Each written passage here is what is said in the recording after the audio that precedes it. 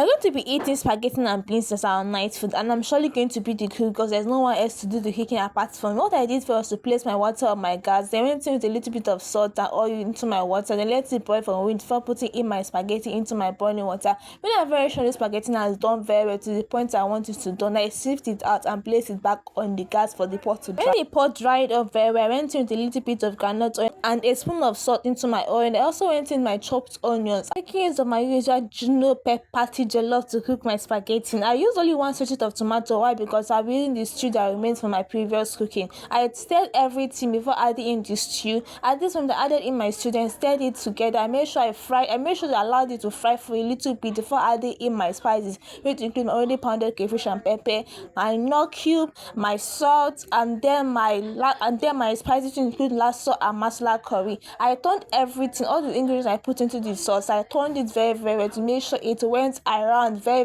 well. I then went in with the little amount of water I'll be using to cook this food, which include water for my pot of stew, and another water which is 1 cup of water. Why? Because I don't want the spaghetti to be too soft, neither do I want it to be strong. I added the 1 cup of water, turned it, tested for salt, and discovered the salt was okay. I covered it to let my stew done very well. At this point, my stew is already done. I went in my already washed spaghetti and the beans that I've already parboiled. I turned everything very well to make sure I turned it very well to make sure the spices reached everywhere. I turned it very well for a few seconds, for a few minutes, turning it to make sure that everything went around. Then I closed my pot to let it cook.